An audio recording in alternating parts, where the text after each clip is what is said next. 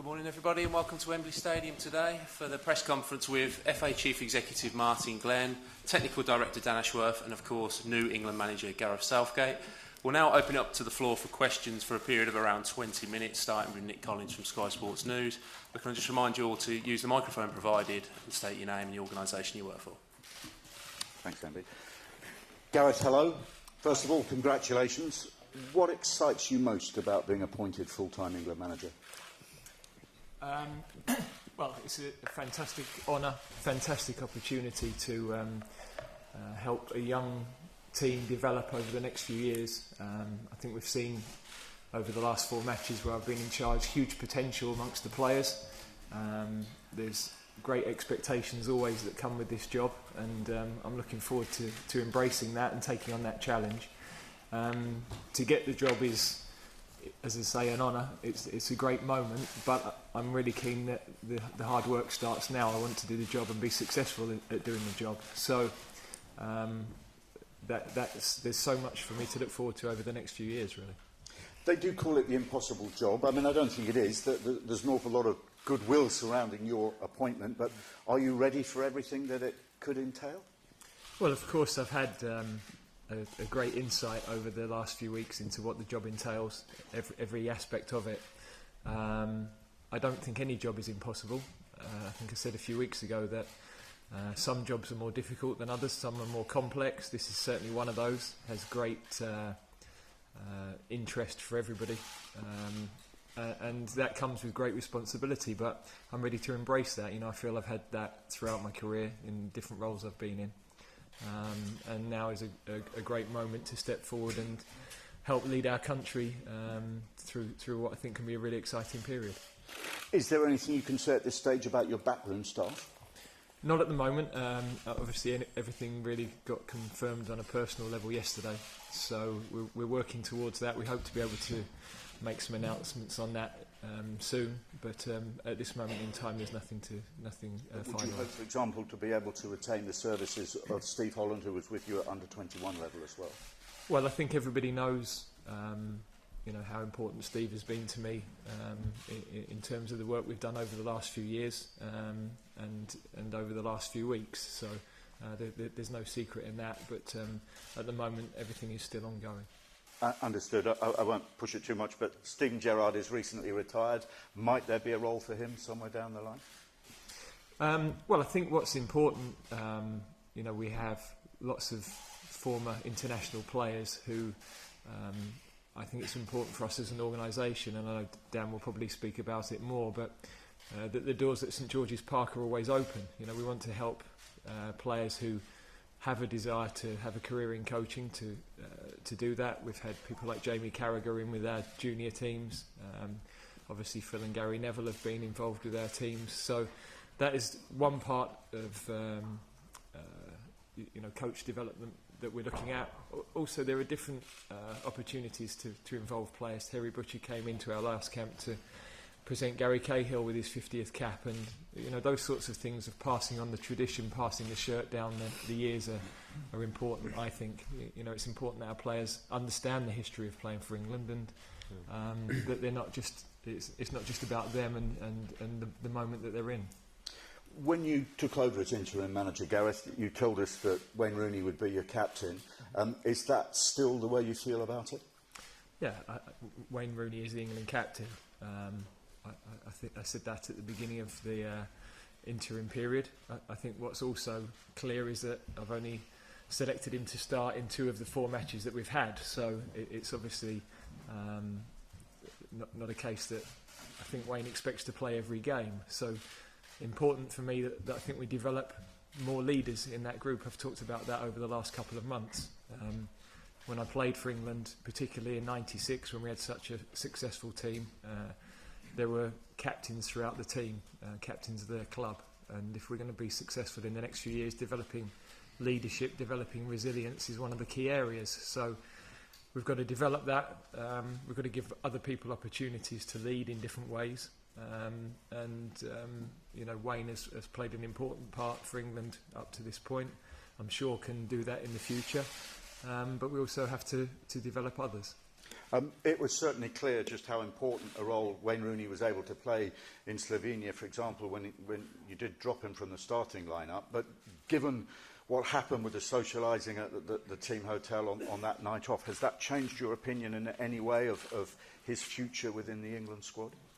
Well, I think the biggest, well, two parts to that question really. One is that in terms of anybody's future with the team, we have huge competition for places. That's fundamentally important for us and is a challenge for every player. The other bit is obviously an important matter. When I took over the 4 matches, I changed lots of things about the way that we trained, the way that we prepared. Some things I kept in place. And on the back of those 4 matches, it's an opportunity for me to review with all of the staff and all of the players how we work, what I've observed, what we could improve upon. And the key is we want to develop an elite team. We want to be a world-class team. So every aspect of our training and preparation has got to work towards that. And now's an opportunity on the back of what happened in November to really talk to the players and get their thoughts and feelings on that, and as the leader to guide where we go. Do you feel that as the new manager you have a responsibility to, if you like, lay down the law a little and explain exactly what being an England player entails? Well, I think you're right that being an England player comes with additional responsibility to being a player that plays club football.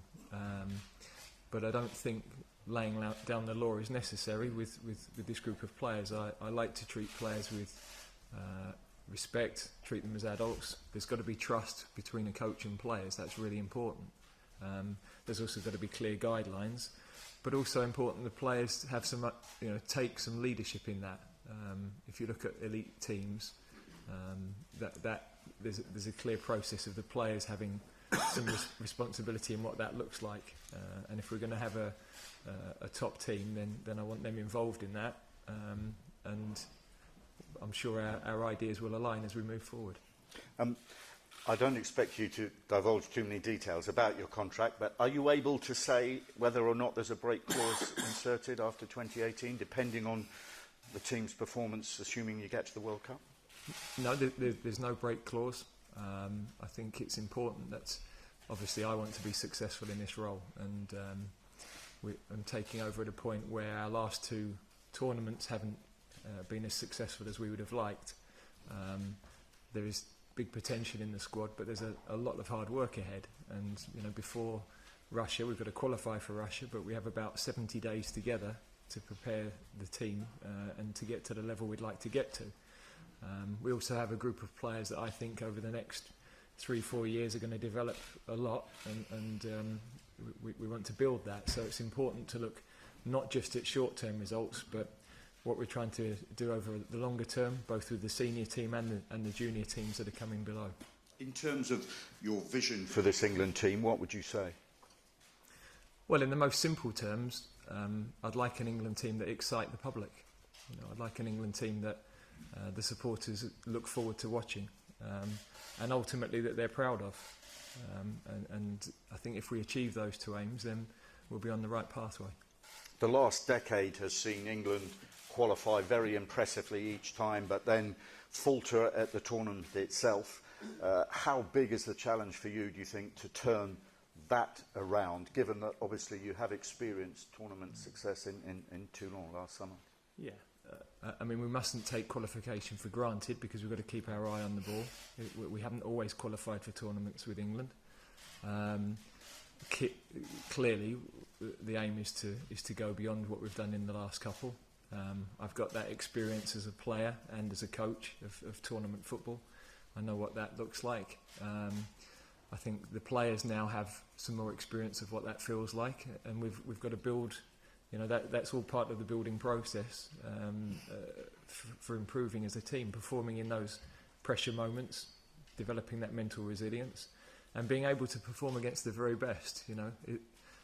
Part of maybe the perceived performance in tournaments isn't just about being in a tournament, it's because you're playing better teams, and if you're going to play better teams, you're going to be challenged more. So that's why some of the fixtures against top nations that we've got coming up are great opportunities for us to learn, as we did against Spain.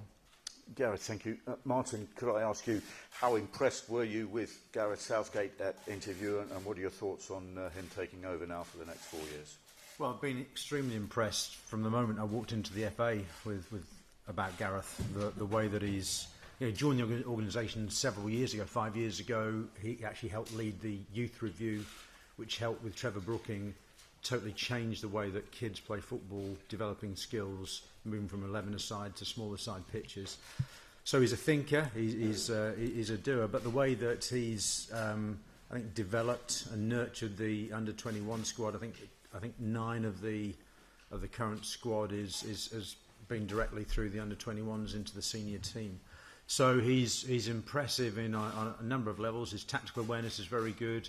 He's clearly, very articulate. Sorry, Gareth, I've had to sing you praises. And he's one of the things that doesn't come across, if I can spare Gareth's blushes, is that Gareth has been a captain in every club he's played at, and I think that says something. And so, as well as kind of the impressive powers of analysis and thinking that he has to help us win against international opposition, he's also a very strong and proven leader. You've given him a contract through to 2020 with no break clause. Is that because he's a tough negotiator, or did you really want to give him a strong mandate for the future? He is a tough negotiator, actually, but we had an alignment of interest, and that wasn't anything that we debated. I wanted, and I had a mandate for the board to offer a 4-year contract, because to support a number of things Gareth has said, we've actually got quite a young squad. We need time to see that squad's potential develop and be nurtured, and I'll keep using the word nurture. And so actually, I think we'd do very well in Russia, personally, but, in the hypothetical event that we didn't, there's a longer term project. And I think to support Gareth, to build for the longer term, 2020 and hopefully beyond, I think it was appropriate that we had a contract that reflected that.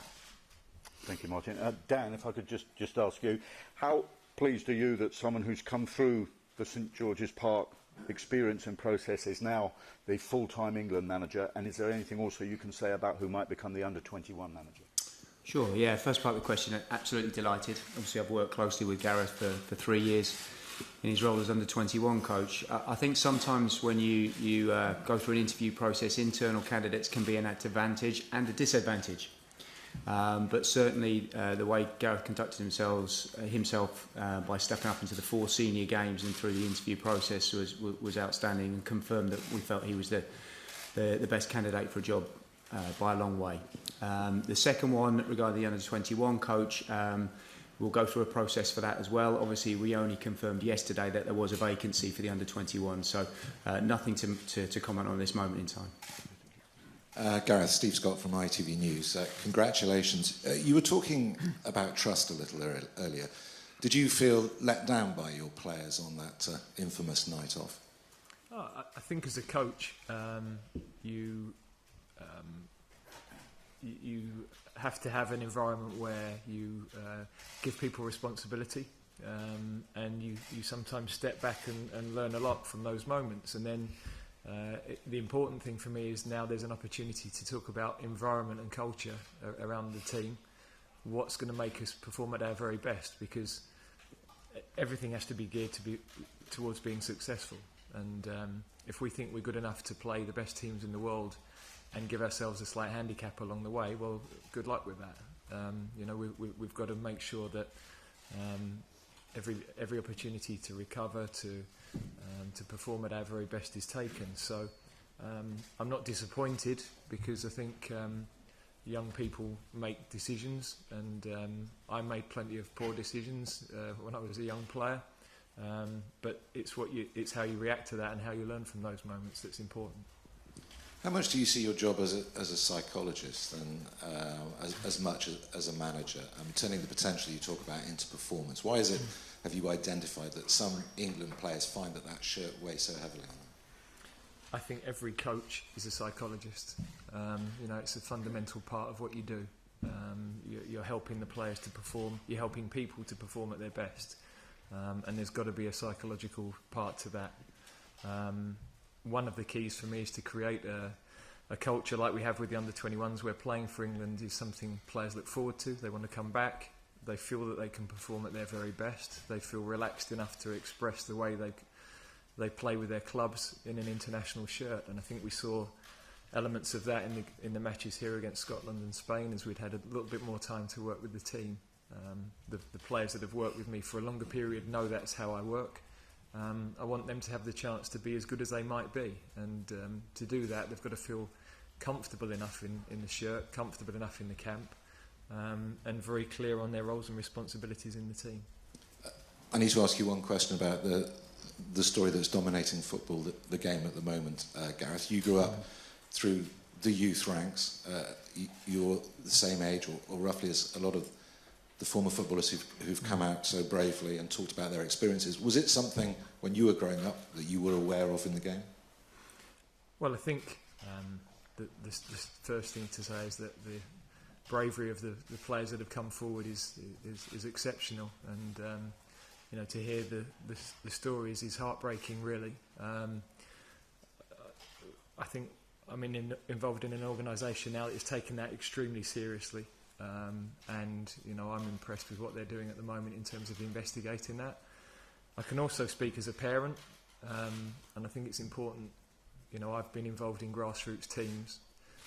Pretty much every charter standard club now has their own child protection officer.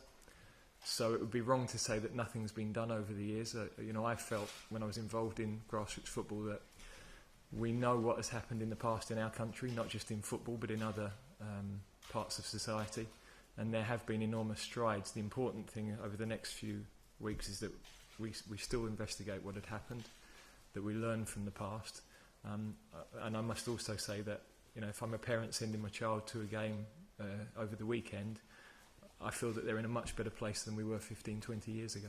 And as part of that process, would you encourage former players still, and maybe current players, to come forward to speak out? Yeah, I think it's very much a personal choice. I think we definitely commend the bravery of those that have spoken out, but lots of people won't feel comfortable speaking out, and we also have to respect that. Some people will have things that they don't want to share publicly. So I think it's very much an individual situation. And Martin, one question to you. Can you clarify, as part of your inquiry, will you be looking at claims, and there are claims at the moment, that some clubs have paid what's described as hush money to victims? I mean, absolutely. So I think we need to be clear that we've committed, the chairman of the FA, Greg Clark, has committed to a full review shining the torchlight into what happened in the past in football. We have clear laws and rules in the game that need to be followed, and if there's been any evidence of a breach of those, so hushing up would be one, subject to due process, i.e. the police need to be the right place in this.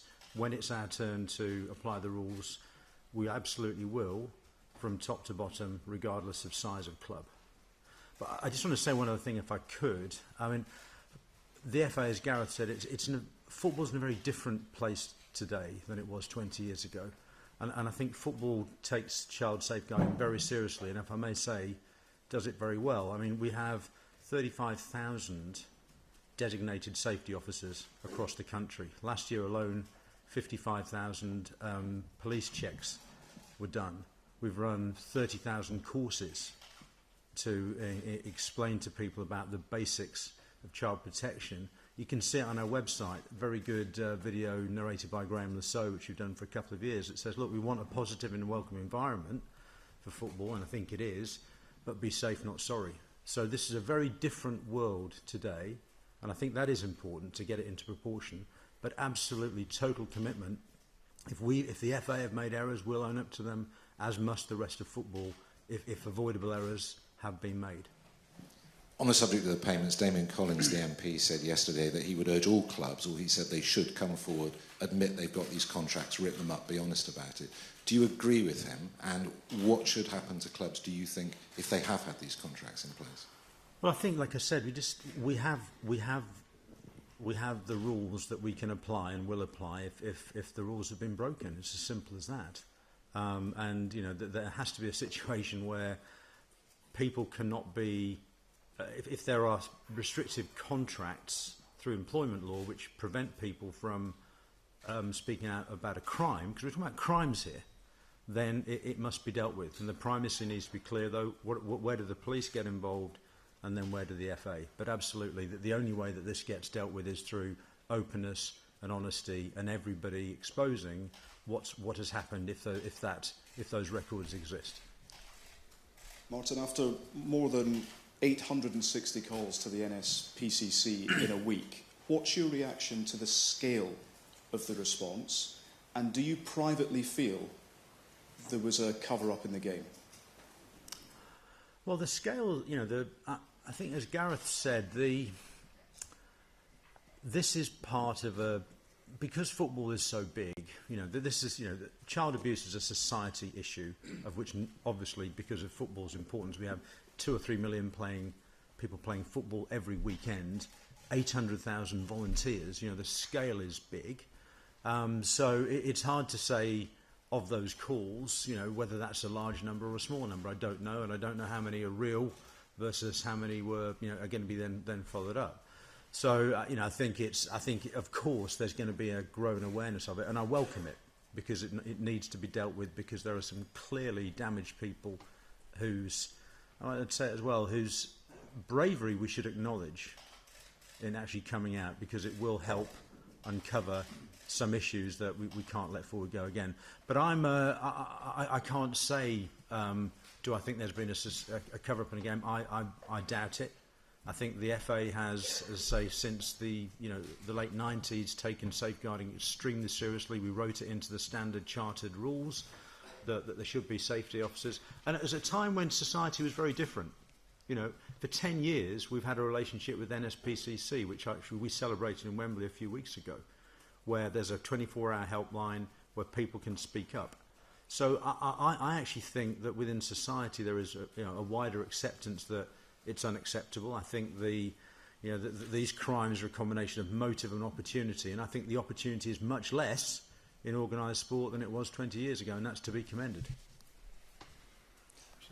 David Bowden, Sky News. Mr. Glenn, you talk about what you are doing. There's a view that perhaps this is growing so quickly, the FA is being reactive. Is it not time to get proactive now and perhaps do more? Are you speaking to each and every club and saying, look, we need to know what went on there, tell us, let's get ahead of this? Well, I think with respect, we are being proactive. So we've announced there's going to be an external-led review about exactly what you said. So I think that's proactive, not reactive. And also in terms of what we're doing, we're making sure that every club up and down the country, of which there's 20,000, make sure that they're fully understanding and aware of the things that they need to do to ensure that these good practices we've got in place continue. So I think we are being proactive. You're saying practices now, and I appreciate that, but are you saying to them, look, if anybody has suspicions at these clubs, they need to tell us, and tell us now, so we can get ahead of this? Because we're hearing more and more of these things day after day. We're now pushing 1,000 calls to a helpline that's only been open a week. This is out of control. Well, let me be clear. We need to be effective, and we need to take it extremely seriously, which we do. And as I said before, we have the power that once we hear of wrongdoings, we will deal with it. And so, that is happening, and that's the process you're describing. So as and when, in combination and cooperation with the police, because we can't afford to step in the way of police inquiries that may inhibit their effectiveness, we'll get it done. So I think the FA is being proactive, taking a lead, taking it seriously. One question for Gareth. You are of a generation which would have played with some of these guys that have come out. Did you ever hear anything on the grapevine at the time? Is this something you were aware of? Guys, can we just be mindful that this topic is the matter of an ongoing police investigation? The FA has outlined its position, as has been reinforced by Greg Clark in the last few days. So if we can move on from this topic with due respect. Can you just answer that question, Gareth? Sorry, could you repeat it once more? You're of an age where you would have been playing professional football at the same time as many of these guys who've come forward saying they were abused. As a player, did you hear anything about it? Was there any changing room chat about it at all? No, I think,